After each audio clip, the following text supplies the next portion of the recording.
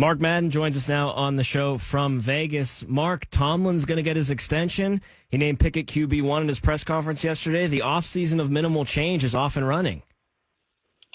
Yeah, I don't even want to talk about it, although I guess I'm contractually obligated to almost nonstop between now and mini camp, training camp, rookie camp, whatever kind of camp they put together. I knew that before the clock hit 3-0 against Buffalo. They're going to bring Tomlin back. The offensive coordinator will be some kind of crony like Byron Leftwich, an ex-Steeler with ties to Tomlin. And Pickett, as I said too, Rudolph won't be back. And that was kind of heavily implied in the Tomlin press conference. Well, he is a free agent because they don't want anybody to put heat on Golden Boy Kenny. They want him to not have somebody who the fans will clamor for to play right away the minute he falters. So it's just going to be a wholly predictable offseason, lame beyond description. They're going to, bring Cam back even though he's washed and he'll be too big a cap hit. It's just going to be a Steelery offseason like all the rest. Well, everybody is excited because he said he's going to look outside for the offensive coordinator hire, but that doesn't exclude Byron Leftwich. He would count technically as looking outside. It's going to be him, and the bill of goods will get sold is that he won a Super Bowl at Tampa. But he wasn't really Tom Brady's offensive coordinator.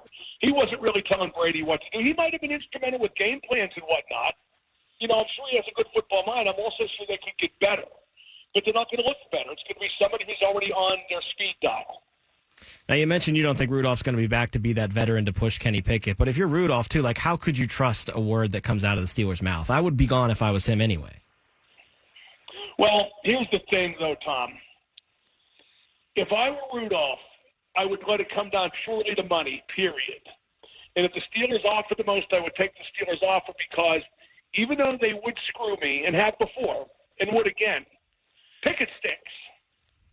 And Rudolph might figure, okay, he's going to be so bad that they're going to have to play me again at some point.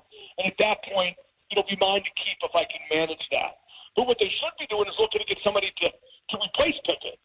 Like whether it's a Kirk Cousins or trade for Justin Fields. And I don't know. I mean, this has too many Pittsburgh ties written all over it. I'd bring in Luke Getsy as coordinator from the Bears with Fields and say, listen, design the offense around him just like Baltimore did Lamar Jackson. Not that there would be any guarantee there, but it'd work better than what they're going to do. Right, but they're going to bring in somebody non-threatening to be that veteran to quote-unquote push Kenny, like someone that just off the top of my head that rings true would be Josh Dobbs. Like Dobbs knows it here, he knows the system, or it would be a new system, but he knows how to be a Steeler, and there's no threat of Dobbs ever taking the job from the Golden Boy. Well, they're perfectly content being what they are, Tom. They don't want to win a Super Bowl. I mean, you think they do. But if they did, they'd take extreme action. They just don't do that. They're content to be 9-8, 10-7, play meaningful games.